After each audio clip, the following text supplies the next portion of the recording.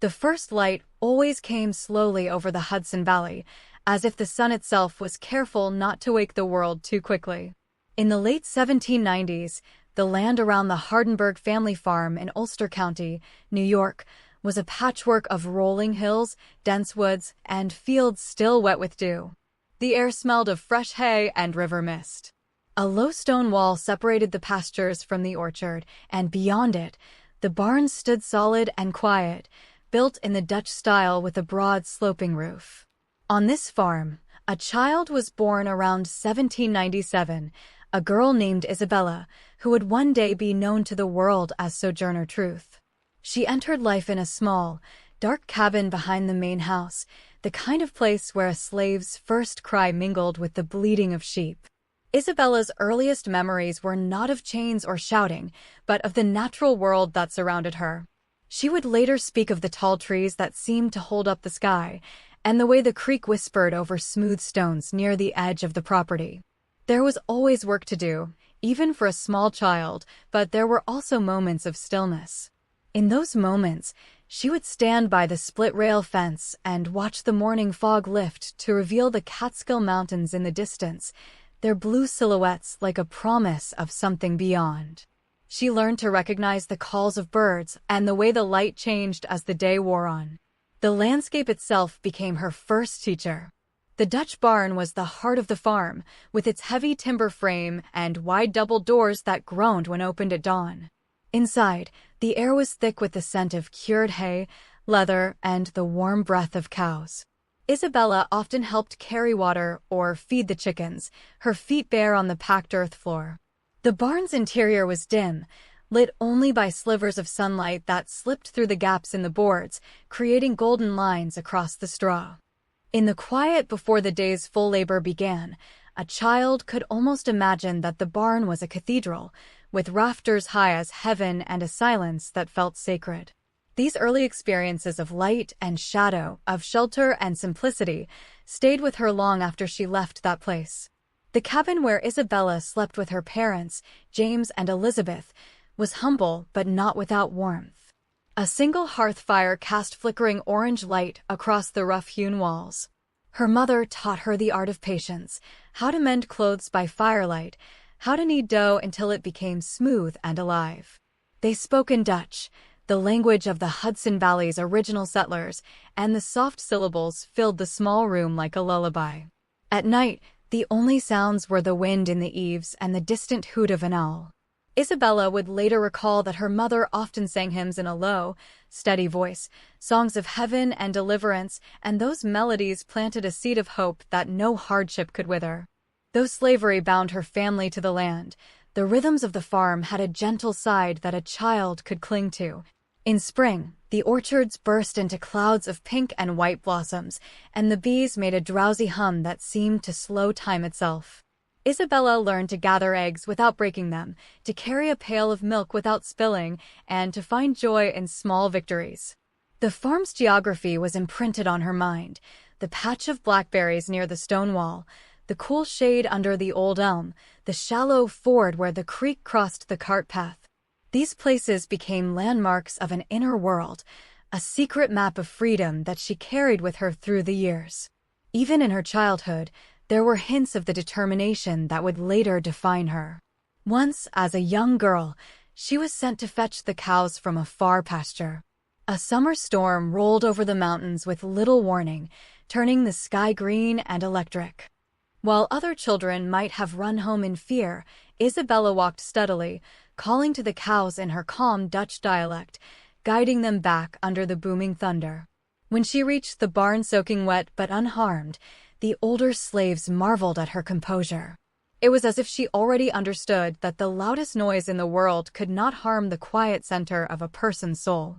By the time she was 9 years old, Isabella had already been sold away from her parents, an auction that took place not on a distant plantation, but in the parlor of a neighbor's house after the death of the Hardenberg patriarch. The morning of the sale, a cold mist clung to the ground. She stood in her coarse woolen dress, watching strangers discuss her value as though she were a piece of farm equipment. Yet even then, the landscape did not abandon her. A flock of geese flew overhead in a perfect V, their calls echoing across the valley. She would later say that she felt their wings beating inside her chest, a wild and ancient rhythm that reminded her she was part of something larger than the sorrow of that moment. The farm faded from view as she was led away, but the memory of its gentle mornings stayed like a blessing whispered in the dark. After leaving the Hardenberg farm, Isabella passed through a series of households, each with its own landscape and its own texture of light. She was sold to a man named John Neely, and for a time she lived near the small village of New Paltz, where the Wallkill River moved slowly between grassy banks. The Neely farm was not as gentle as her birthplace, but the land itself remained a source of quiet wonder. There was a wide meadow where wildflowers grew in such abundance that the whole field turned blue and gold in midsummer. Isabella often worked there alone, pulling weeds or spreading hay, and the solitude allowed her to listen to the language of the fields. The rustle of grass, the distant lowing of cattle, and the whisper of wind through the tall pines became a kind of speech that required no translation. She was tall and strong for her age, with hands that learned to work quickly and a mind that observed everything. One of her tasks was to care for the sheep, and this brought her into a deep, wordless companionship with the animals. She would lead them to pasture along a path that wound through a grove of sugar maples. In early spring, the trees were tapped for sap, and the iron buckets hung from the trunks like ornaments, catching the slow drip of sweetness. Isabella came to associate that sound, the soft plink of sap hitting metal, with patience and reward, a lesson the natural world taught without sermon or threat. She carried this wisdom silently within her, a private wealth that no master could confiscate. The Neely household spoke English, but Isabella knew only the Low Dutch of her parents. This language barrier created a painful isolation at first. She could not understand simple commands, and her inability to respond was mistaken for stubbornness. Yet the fields and the animals did not require English. She found solace in the fact that the sun rose and set in the same quiet tongue she had always known, that the robin's song was unchanged, and that the brook still spoke with the same liquid consonants. The natural world became her bridge between isolation and belonging. And slowly, through immersion and necessity, she began to learn English, collecting words like pebbles from a stream. Behind the Neely house stood a small woodlet where Isabella was sometimes sent to gather kindling. The forest floor was soft with moss and fallen leaves, and the light filtered down through the canopy in shifting green patterns. Here, time seemed to stretch and slow. She would pause to watch a spider spin its web, threads glistening with morning dew, or follow the intricate trail of an ant across the bark of a fallen log. These were not idyllic moments free from labor. She was always expected to return with an armload of sticks, but they were moments when her inner life could expand. In the quiet of the woods, she began to nurture a sense of her own soul, a thing separate from the body that was owned. Religion had been a consistent thread in her life, whispered through her mother's Dutch hymns and the stories of Moses and deliverance. On the Neely farm, there was no formal church attendance for slaves, but Isabella found places to pray. She would kneel behind a large boulder at the edge of the pasture, a granite monument left by glaciers millennia before, and speak aloud to the sky. Her prayers were simple and direct, not the polished petitions of a preacher, but the honest pleas of a child. She asked for strength to bear her burdens, for the health of her mother far away, and for some sign that she was not forgotten by the God who made the mountains. The boulder became her altar, and the blue vault above became the roof of her cathedral.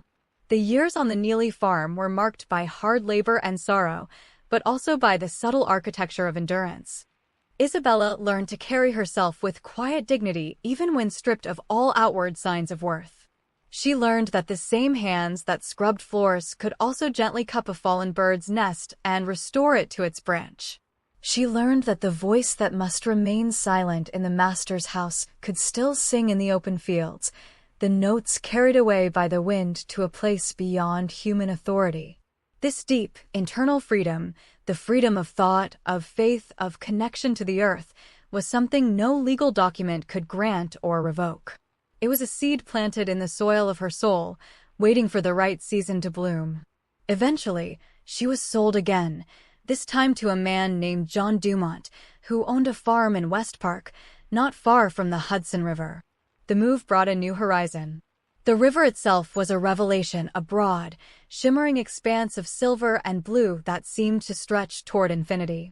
From the high bluffs of the Dumont farm, Isabella could watch sloops and schooners glide by, their white sails full of wind.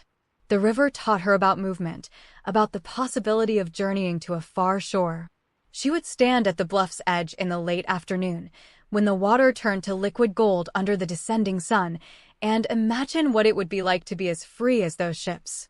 At the Dumont farm, Isabella grew into womanhood, and it was here that she experienced one of the most tender and painful chapters of her early life, a love story written in stolen glances and midnight meetings. She fell in love with a man named Robert, who was enslaved on a neighboring farm. Robert was tall and gentle, with eyes that held the same deep patience she had seen in the sheep she once tended. Their meetings were brief and secret because their masters did not approve.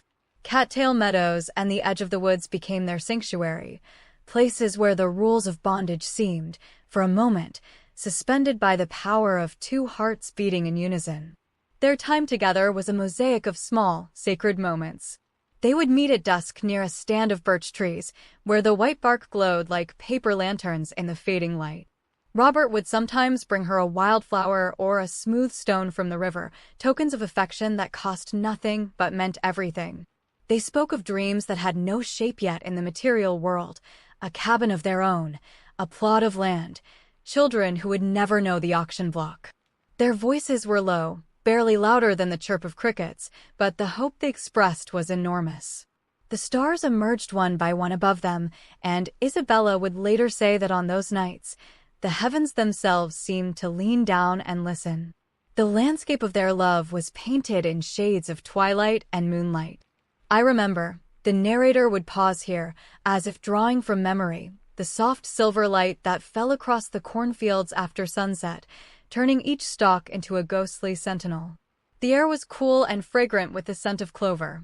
An owl would call from the far woods, and its hoot echoed across the valley like a question without an answer. In those hours, the world felt ancient and gentle, as if time had momentarily loosened its grip on the future. Isabella and Robert would walk along the fence line, hands almost touching but never quite, for fear of being seen by the overseer's lantern light bobbing in the distance. But slavery is a system that crushes even the most innocent intimacies. Robert's master, a man named Catlin, discovered the relationship and forbade it with brutal finality. This part of the story is known, though we will not dwell on cruelty. Rather, let us rest on the quiet aftermath. Robert was beaten, and the visits ended. Isabella was left with grief that had no outlet, a sorrow she could not publicly express. She poured her pain into her work, but also into the land. She would walk to the birch grove alone at dusk, standing in the exact spot where they used to meet, and she would speak Robert's name into the wind. The trees became witnesses to her tears, and the stars continued their silent watch. In time, Isabella was compelled into marriage with another enslaved man named Thomas, and she eventually gave birth to 5 children. Her love for her children was fierce and filling, yet the memory of Robert never fully left her. She carried it like a folded letter tucked inside her dress, a private relic of a world that had been denied. The Dumont farm continued its seasonal rhythms, and she continued to work, to spin wool, to tend the gardens. But something within her had been tempered by that early heartbreak, shaped into a resilience that would carry her through far greater trials. The loss taught her that the human heart, like the land, could be broken and still blossom again. Amid the demands of motherhood and labor, Isabella began to develop an interior life that was rich with visions and voices. She would later describe hearing a spirit speak to her directly, a presence she identified as God. These experiences often came while she was performing the most mundane tasks, churning butter, scrubbing laundry by the creek, rocking a baby to sleep. A kind of radiance would descend, a feeling of being held by something infinite and benevolent. To the outside observer, she was just a slave woman doing her work, But inside, she was a traveler in celestial realms, receiving guidance and strength. This spiritual awakening was the quiet genesis of her future public voice. As the years passed, the promise of emancipation loomed. New York State had passed a law for gradual abolition, and Isabella's master, John Dumont, had agreed to set her free a year before the legal deadline. But when the time came, he broke his promise, claiming she had not done enough work due to a hand injury. Something in Isabella snapped, not in rage, but in a calm, focused decision. She finished her domestic tasks that day, spinning 100 pounds of wool as if to fulfill a silent contract, and then she began to plan her escape.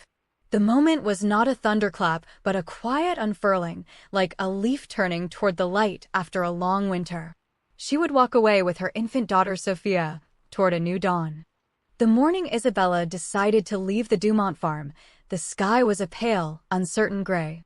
It was the last day of 1826, a season when the earth lay dormant and the air carried the crisp promise of snow. She dressed her infant daughter Sophia in as many layers as she could manage, wrapping her in a woolen shawl that had been a gift from her mother years before.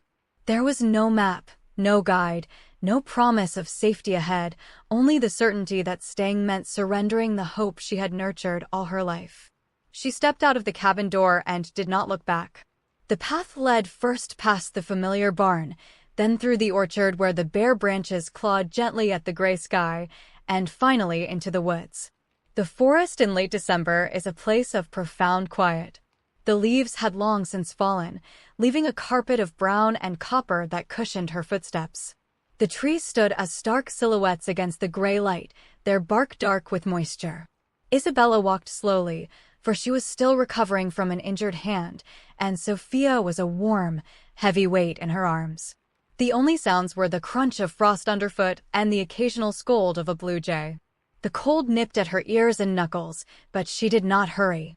There was dignity in this walking, a deliberate pace that matched the quiet resolve in her heart. She was not running like a fugitive in a story, she was walking like a woman who had reclaimed the rhythm of her own life. After some miles, the woods opened onto a clearing where a small farmhouse stood, its windows glowing yellow with candlelight. This was the home of Isaac and Maria Van Wagenen, a couple who would prove to be agents of unexpected grace. Isabella approached cautiously, her breath forming small clouds. She had heard that the Van Wagenens were Quaker-like in their faith and opposed to slavery.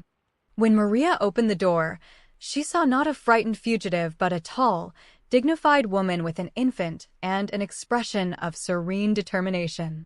The Van Wagenens listened to her story, and without hesitation, they offered shelter.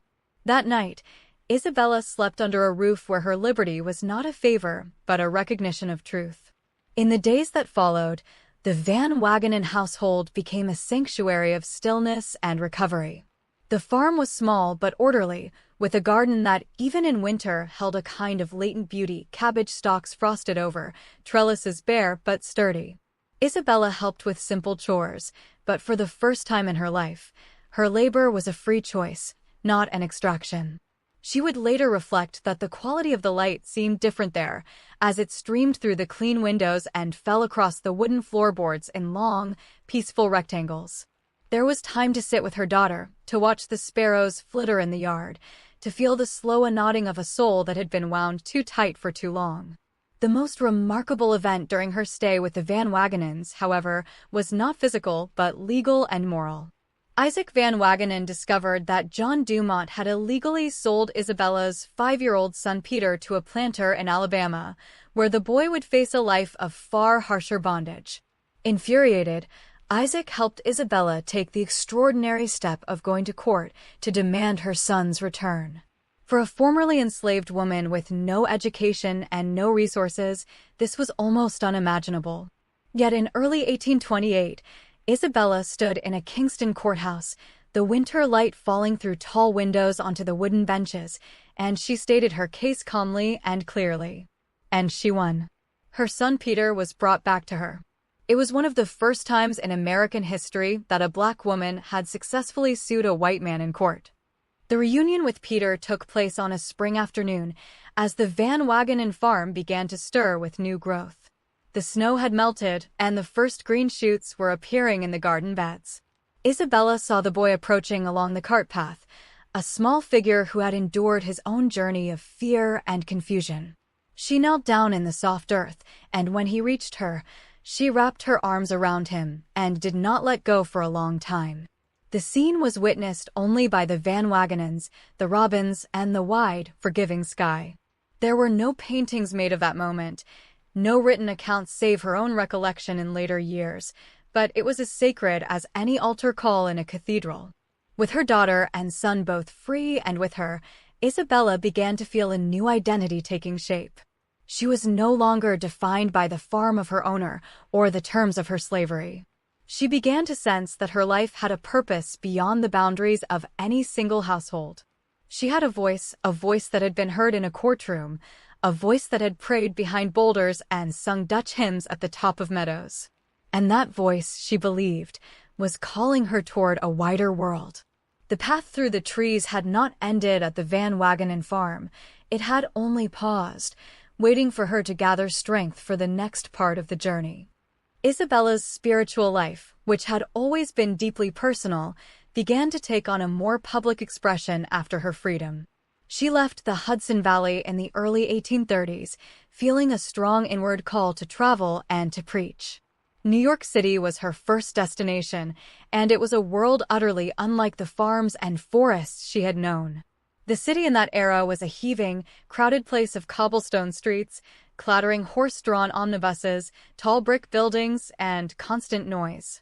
Yet even there, Isabella found spaces of stillness. She often walked along the Battery with her children, watching the Great Bay spread out before them, the water shimmering with the reflected light of 1,000 lamps and the distant silhouette of ships at anchor. She found work as a domestic servant in several households, including that of a wealthy merchant named James Lateret. The Lateret home was a fine brick house with parlors full of mahogany furniture and lace curtains that softened the harsh city light. Isabella's room was in the attic, a small space with a dormer window that looked out over the rooftops and chimneys. At night, the stars were harder to see than in the country, but they were still there if one looked long enough. In that attic, she continued her practice of prayer and reflection. The sounds of the city, the distant cry of a watchman, the creak of wagon axles, the laughter spilling from a tavern, became the backdrop to her meditations, reminding her that the divine could be found even in the midst of human commotion. It was during these New York years that Isabella encountered several religious movements, from the Methodist perfectionism of the Magdalene Society to the utopian community of Matthias, which ultimately proved disastrous. But through it all, she sifted truth from falsehood with a keen inner sense.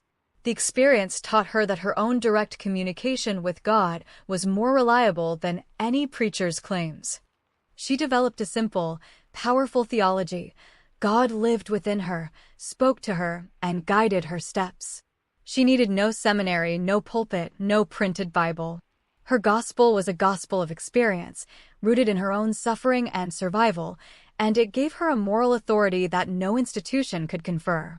A pivotal moment came in 1843, when Isabella felt a clear call to leave New York and become a traveling preacher. The voice told her to take a new name, one that would announce her mission to the world. She chose Sojourner Truth, a sojourner being one who journeys temporarily on the earth, and truth being the eternal reality she was compelled to speak. On a June morning, she walked out of the city with little more than a few belongings in a cloth bag, heading east into Long Island and then north into New England. She wore a plain gray dress and a white bonnet that framed her composed, determined face. She was tall, nearly 6 feet, and her presence was both gentle and commanding, like a great tree that has weathered many storms. The highways and byways of New England opened before her. She walked through small villages with white clapboard churches, past stone walls and sleepy farmsteads, through apple orchards just beginning their summer blush. The landscape was a patchwork of green and gold, rolling hills that reminded her, in a softer key, of the Hudson Valley. She carried no money, relying entirely on the kindness of strangers and the conviction that she was doing God's work. Often she would enter a town and simply begin to sing, her deep, resonant voice drawing people out of their houses. Her songs were spirituals, but also impromptu compositions that wove together her testimony and her call for righteousness.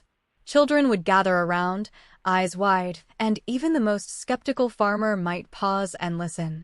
Sojourner's message was uncomplicated but profound. She spoke of the love of God for all people, of the evil of slavery, and of the equal worth of women. Long before the first formal women's rights conventions, she was already embodying the principle of female authority. She quoted scripture from memory, but more often she relied on her own experiences to illustrate her points. "When I left the house of bondage," she would say, "I left everything behind. I wanted to keep nothing of Egypt on me." Her words had the rhythm of poetry, shaped by a lifetime of listening to natural speech and the cadences of the old Dutch hymns. It was a voice entirely her own, neither scholarly nor polished, but so genuine that it disarmed even those who came to scoff. She eventually found her way to Northampton, Massachusetts, a center of reform and abolitionist activity. There, she lived for a time at the community of the Northampton Association of Education and Industry, a cooperative that embraced equality regardless of race, sex, or creed. The association's building was a large, rambling structure set among fields and streams. In the evenings, the community would gather in a common room lit by oil lamps, and Sojourner would speak or sing.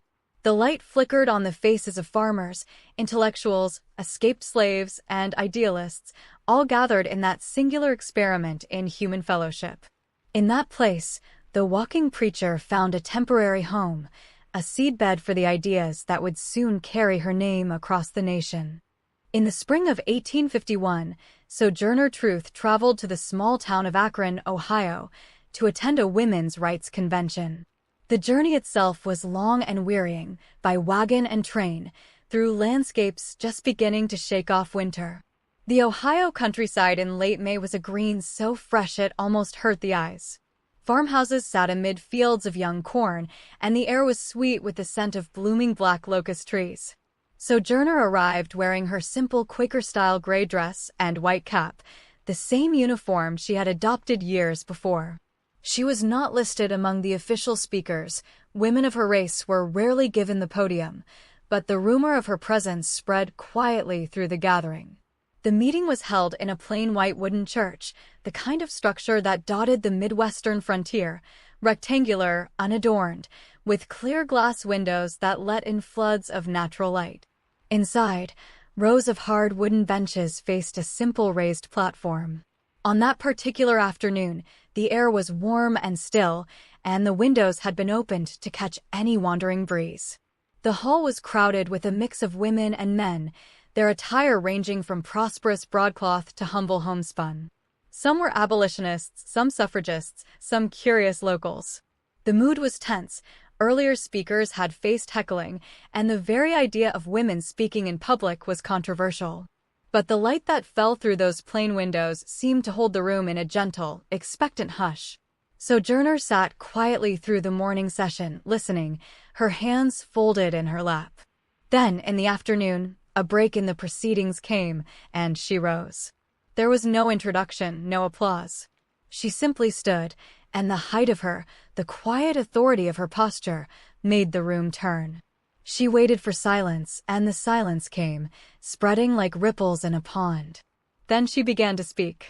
Her voice was low and steady, with traces of the Dutch accent she had never lost. The words she spoke that day would become one of the most famous speeches in American history, though the exact phrasing is debated. What is certain is the power of the moment. She asked the question that would reverberate through time, "Ain't I a woman?" Or something very like it. She spoke of her own body, her own strength, her own suffering. She spoke of having plowed fields and planted corn, of having worked as hard as any man, of having borne the lash and borne children and watched them sold away. And she demanded to know why, if all this was true, she was not accorded the same respect as a white lady. Her voice did not rise to a shout. It remained even, conversational, almost gentle. But the force of her testimony was like a stone dropped into still water, sending waves through the room. Some women wept. Some men looked down at their feet. The hecklers fell silent. The acoustics of the small church played their part. The wooden walls and high ceiling carried her voice clearly without amplification. The light continued to pour through the plain glass windows, illuminating dust motes that danced in the air like flecks of gold. Outside, a horse whinnied softly, and a dog barked in the distance, but these sounds only deepened the sense of a world continuing on while something eternal was being spoken inside. The moment stretched and then settled, a perfect stillness descending after her final word. It was not the thunderous applause of a political rally, but a deep, breathing silence, the kind that follows a confession or a prayer. After the convention, Sojourner did not linger for praise. She returned to her seat, her work done. Outside the church, the afternoon sun had begun its slow descent, and the shadows of the locust trees were growing long. She stood for a while near the door, speaking with a few women who approached her with quiet words of gratitude. One young woman, a teacher from Massachusetts, pressed a small bouquet of wildflowers into her hand, and Sojourner accepted it with a nod that was almost shy. There were no photographs taken of the scene, no journalists scribbling notes, just the ordinary stuff of history: light, shadow, kindness, and the seed of change. The Ain't I a Woman speech, as it would come to be known, was not widely reported at the time, but it traveled by word of mouth, by letters, and by the reporting of a few reform newspapers. Sojourner continued her journeys, speaking at other gatherings, always bringing that same quiet, grounded authority. In small town halls, in Quaker meeting houses, in open-air camp meetings under the canopy of stars, she stood and testified. The setting would change, the pattern of light through windows, the smell of pine or prairie grass, the faces of listeners black and white, but the message remained constant. And everywhere she went, she carried the memory of that afternoon in Akron, when truth had spoken and the air had thickened with a holy quiet. The final years of Sojourner Truth's long life were spent in the quiet town of Battle Creek, Michigan. She had purchased a small house there in 1867, a modest wooden structure painted white, with green shutters that she herself helped to install. The house stood on a generous plot of land, and the first thing she did upon settling in was to lay out a garden. She had always loved growing things. The garden stretched behind the house, a patchwork of vegetables and flowers that changed with the seasons. In spring, peas and lettuce pushed through the dark soil. In summer, tomato vines climbed rough-hewn stakes, and in autumn, the pumpkins lay like orange suns on the turning earth. A typical day in Battle Creek began early. Sojourner would rise before dawn and walk out into the yard while the grass was still wet with dew. She often spoke of feeling closest to God in the garden, where the miracle of life was so tangibly present. She would stand with her hands clasped behind her back, surveying the rows, perhaps pulling a weed here and there. The town itself was growing, with the railroad bringing new industry, but her property remained a pocket of rural peace. Neighbors would see her there, an elderly woman with deep-set eyes and a face lined by years of purpose, and they would sometimes stop at the fence to exchange greetings. She was known as a local character, a living monument to a time of struggle and transformation. Despite her advanced age, Sojourner continued to travel occasionally to speak for the causes she held dear: women's rights, temperance, and the welfare of the newly freed Black population. But she increasingly cherished the stillness of her home. The inside of the house was simple: a parlor with a rocking chair, a plain wooden table, a shelf of a few well-worn books. The windows were always clean, and she kept them open in the summer so that the scent of the garden could drift through. Light filled the rooms in a way that reminded visitors of a painting.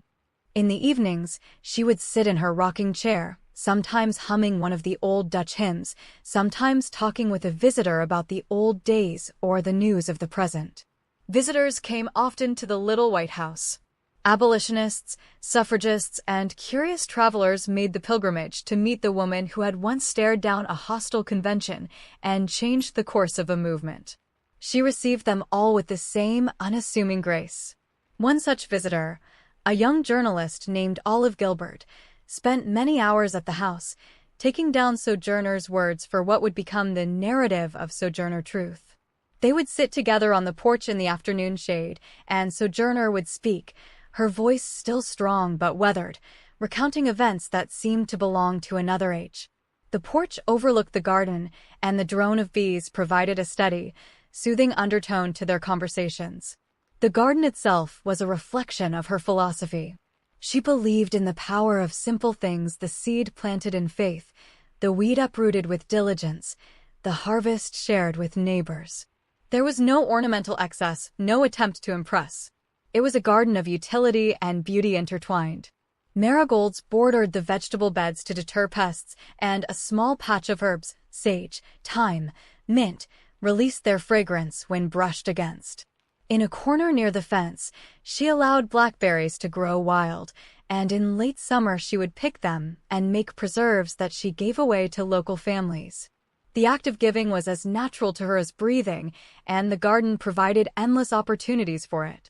As the Michigan summers gave way to crisp autumns, Sojourner would gather the last of the harvest and prepare the garden for winter. She worked slowly because her body was no longer young, but she worked with the same deliberate care she had always brought to any task. She would pull the tomato stakes and stack them neatly by the shed, turn the soil one last time, and spread a blanket of straw over the beds. The smell of earth and decaying leaves was rich and satisfying. She often remarked that dying herself would be like going to sleep in the same soil, returning to the source of all things. There was no fear in her voice when she spoke of this, only a deep, abiding peace that had been hard-won over 9 decades of life. In the autumn of 1883, surrounded by a few friends and the quiet sounds of the neighborhood, Sojourner Truth passed away in the house she loved. Her funeral was held in a plain church in Battle Creek, not unlike the one in Akron, with light falling through clear glass onto a crowd of mourners. They carried her body to Oak Hill Cemetery, where a simple headstone would later mark her resting place. But it is the garden that remains the truest memorial, the image of an old woman with gnarled hands tending the soil, the sun warm on her back, the birds singing overhead, and the world, for just a moment, at peace. Her voice, once lifted in noisy halls, had returned to the quiet from which it came.